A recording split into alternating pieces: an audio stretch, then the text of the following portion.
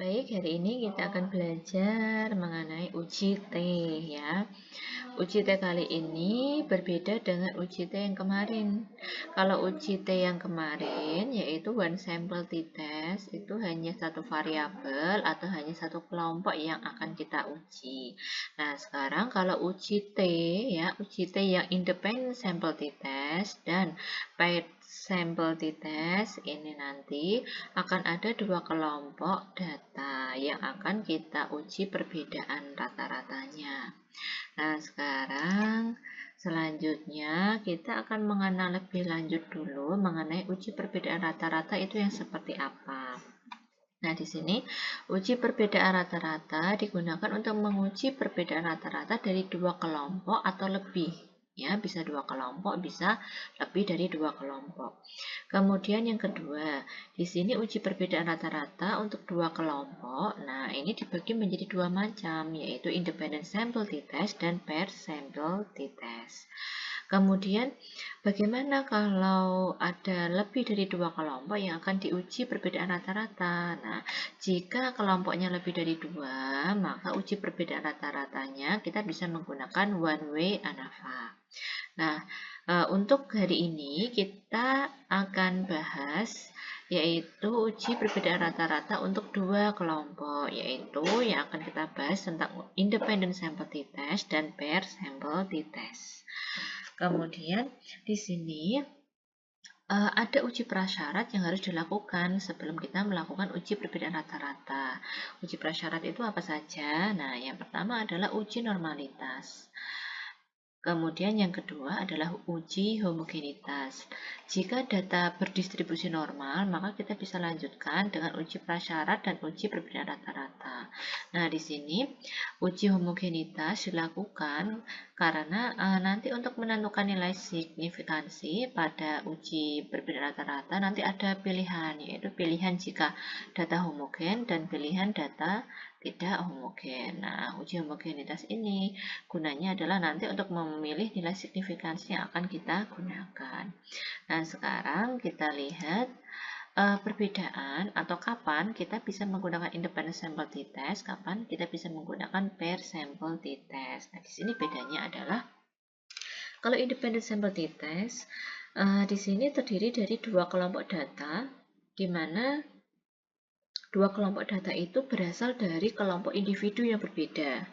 Ya, jadi ada kelompok A dengan individu-individu ini, kemudian ada kelompok B dengan individu-individu yang berbeda dengan kelompok A, kemudian data dari kelompok A kita dapatkan, kemudian data kelompok B kita dapatkan, baru kita uji perbedaan rata-rata. Itu kalau independent sample t-test. Nah, bedanya kalau paired sample t-test yaitu terdiri dari dua kelompok data yang berasal dari kelompok individu yang sama. Jadi, dalam satu kelompok ini kita ambil data pretest ya, data sebelum eksperimen ya, data sebelum kita melakukan aksi. Dari satu kelompok ini kita ambil data pretest, kemudian setelah pembelajaran kita ambil data post-test. Nah, bedanya di situ ya, kelihatannya kalau independen berarti ada dua kelompok individu yang berbeda, kemudian kalau pair sample t-test hanya ada sebuah kelompok individu yang sama, kemudian kita ambil perlakuannya sebelum dan sesudah, seperti itu.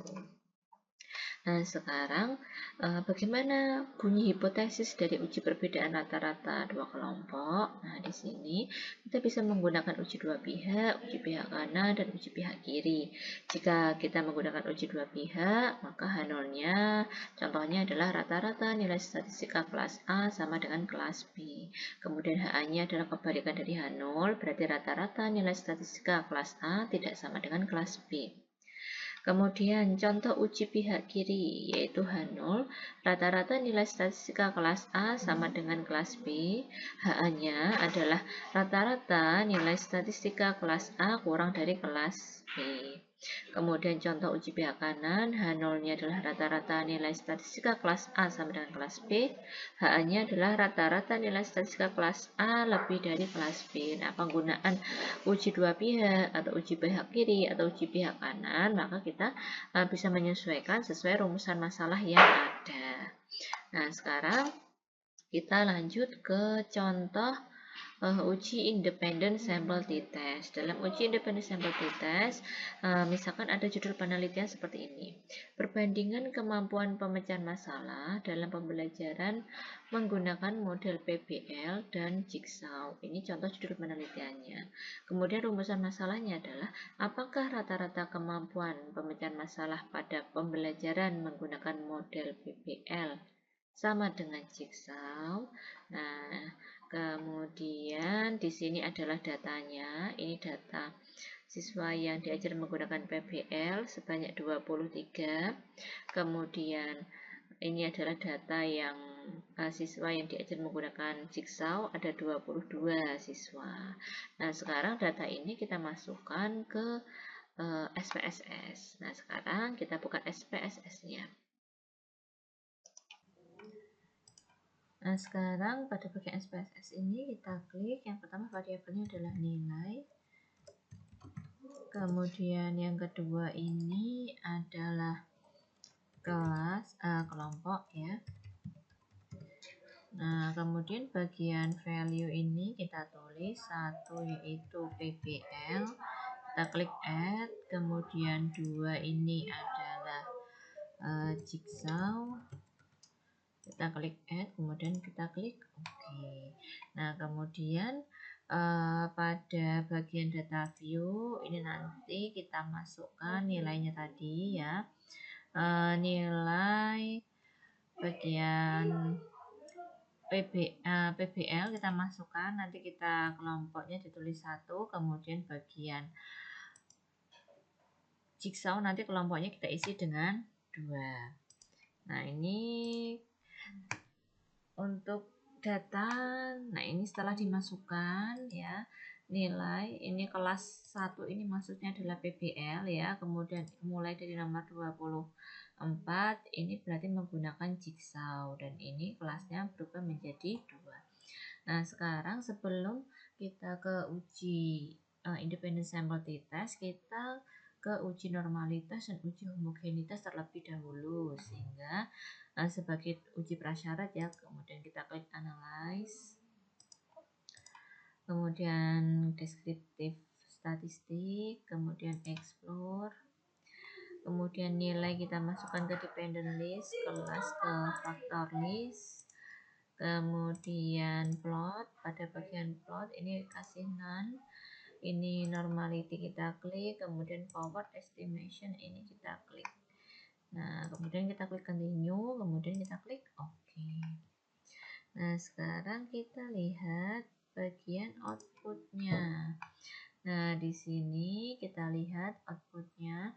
Ini adalah test of normality-nya ya, hasilnya. Ini nanti kita masukkan ke hasil uji prasyarat. Ini uji homogenitas, ini kita masukkan ke uji prasyarat ya. Kemudian untuk uji hipotesisnya kita gunakan yang ini, yang uji T-nya belum kita lakukan ya. Nah, sekarang kita bisa masuk ke independent sample t-test lagi, kita klik analyze. Nah, ini untuk uji independent sample t-testnya, compare means, kita pilih independent sample t-test, kemudian masukkan nilainya di tes variabel, kelasnya kita masukkan ke grouping ya. Kemudian kita klik define group, grup 1 kita tulis 1, grup 2 kita tulis 2. Kita klik continue. Nah, kita lihat option OK, continue, kemudian kita klik OK. Nah, di sini ini adalah tabel yang kita gunakan untuk menjawab uji hipotesis kita ya. Nah, ini kalau nanti hasilnya homogen berarti nanti kita pakai signifikansi yang atas, kalau tidak homogen berarti kita pakai yang signifikansi yang bawah. Nah, ketiga tabel tadi kita masukkan ke PowerPoint kita ya. Nah, kita masukkan ke sini. Nah, kita masukkan. Ini hipotesisnya ya, ini kriterianya. Kalau nilai signifikansinya lebih dari 0,05 maka kesimpulannya adalah H0. Kalau nilai signifikansinya kurang dari 0,05 maka kesimpulannya adalah HA. Nah, sekarang dilihat, ini tadi uji prasyarat kita, yaitu yang pertama uji normalitas. Di sini bisa kita lihat nilai signifikansinya untuk PBL 0,2, kemudian untuk jigsaw juga 0,2, semuanya lebih dari 0,05, jadi data berdistribusi normal. Sehingga bisa kita lanjutkan untuk uji prasyarat yang kedua, yaitu uji homogenitas. Nah, di sini untuk uji homogenitas yang dilihat adalah nilai signifikansi yang based on mean ya. Di sini nilai signifikansinya adalah 0,886, maka datanya adalah homogen. Kemudian untuk uji hipotesisnya, nah di sini bisa kita lihat tadi kan datanya homogen, jadi kita bisa lihat nilai signifikansinya ya, bagian yang ini ya, bukan yang depan, tapi yang bagian tengah ini. Nilai signifikansi ini kita ambil atau kita urutkan yang equal variance sum, berarti data homogen ya. Karena data homogen kita pilih yang ini, yang equal variance sum. Ini kita urutkan bagian signifikansinya yaitu 0,731. Oke.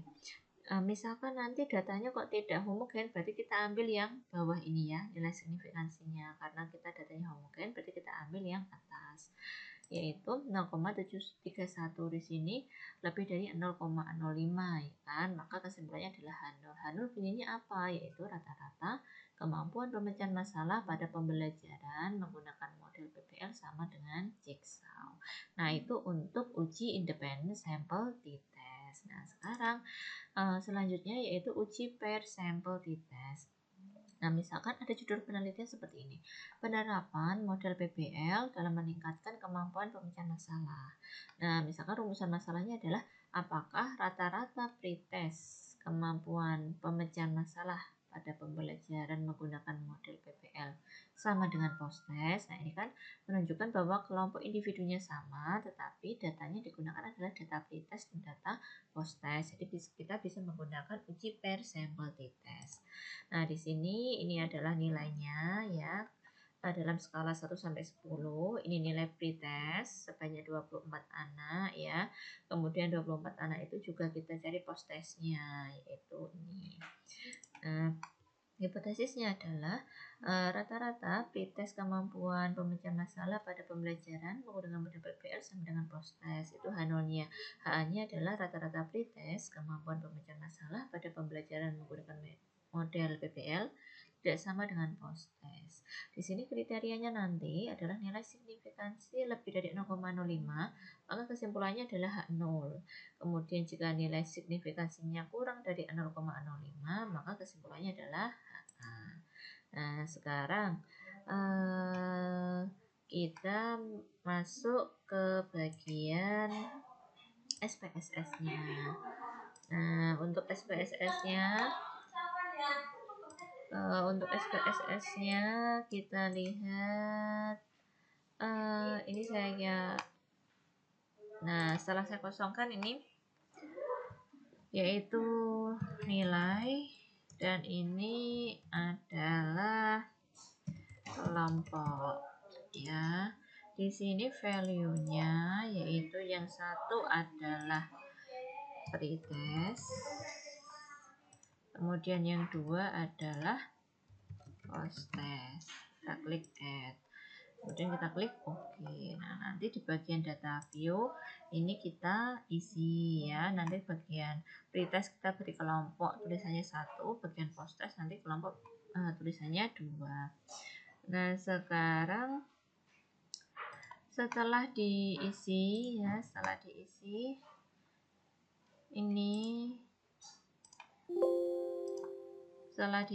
nanti bentuknya seperti ini ya. Ini bagian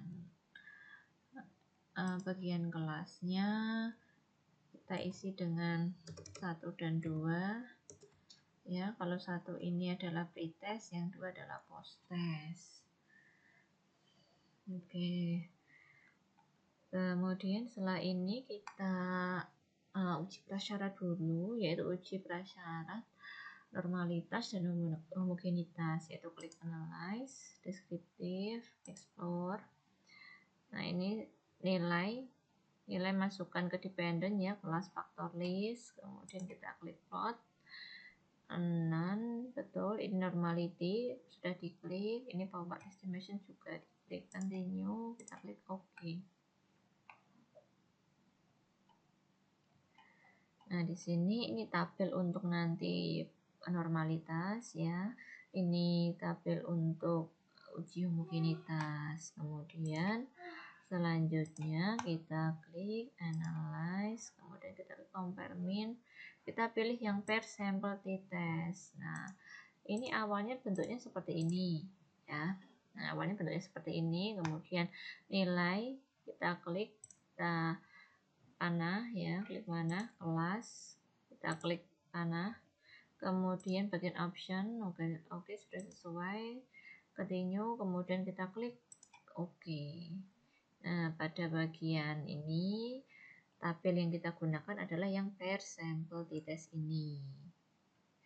Nah, jadi tabel yang normalitas tadi, tabel homogenitas, dan tabel ini kita masukkan ke dalam PPT hasil pekerjaan kita. Nah, sekarang kita lihat. Nah, di sini uji prasyarat tadi ya, uji normalitas, tabelnya saya pindah ke sini. Di sini nilai pretest 0,054 ya, post testnya 0,145, berarti data berdistribusi normal ya, semuanya berdistribusi normal. Kemudian uji prasyarat yang kedua yaitu uji homogenitas. Di sini diperoleh nilai signifikasinya 0,179, maka datanya homogen. Sekarang kita lihat untuk uji hipotesis kita. Di sini pada tabel per sample t-test, nah di sini diperoleh nilai signifikasinya adalah 0 ya, 0,00.